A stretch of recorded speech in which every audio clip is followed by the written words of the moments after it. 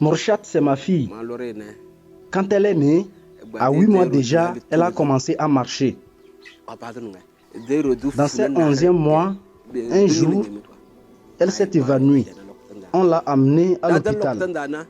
Arrivé, l'infirmier lui a administré 2 injections sur ses cuisses. Après les injections, l'infirmier nous a dit qu'elle doit être mise sous sérum, ce qui fut fait. Dès lors, sa santé s'est visiblement rétablie, mais on ignorait qu'il y avait un autre problème très sérieux.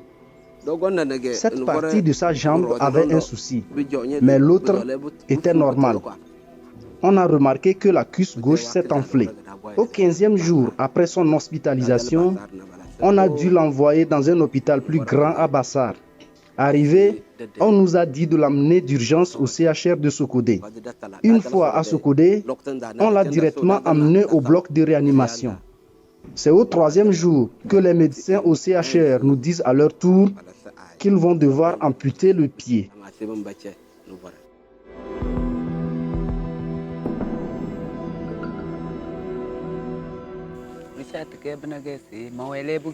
Je suis la grand-mère de Mourchat. Lorsque sa maman voulait voyager, elle l'a laissée sous ma garde. Avant l'arrivée du projet, elle se traînait pour se déplacer. Quand elle se fatiguait, elle se levait et marchait avec son seul pied. Puis elle s'asseyait à nouveau. Elle souffrait pour se déplacer.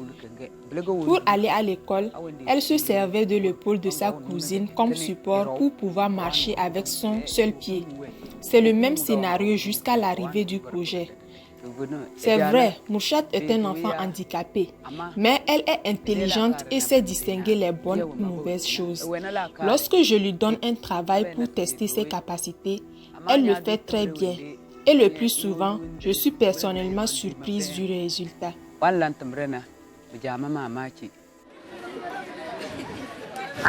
pas les gens de pied ici, il faut partir. Donc, mon school.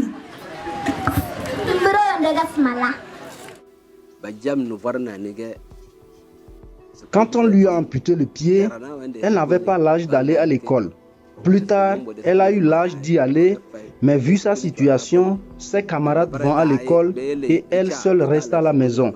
Certaines personnes me disaient même qu'elle ne doit pas aller à l'école et je n'étais pas d'avis parce que je pense que l'école est une nécessité pour tout enfant. Pour cela, aucun de mes enfants ne va rester sans être scolarisé. Aujourd'hui, avec la prothèse ou les béquilles, quand vous voyez ma fille marcher, aucune différence avec les non-handicapés. Maintenant, elle fait tout sans complexe avec ses camarades. Elle peut même faire une course avec ses béquilles ou prothèses.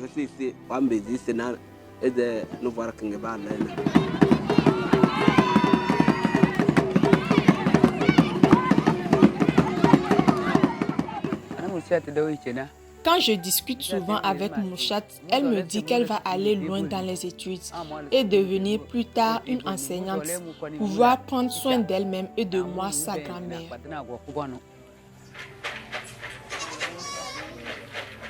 Je m'appelle Tchalaouro Mourchat. Je suis au CM1. Quand on a fait compo, je suis deuxième en classe et je suis très content. Je vais aller à l'école très loin. Je vais devenir enseignante.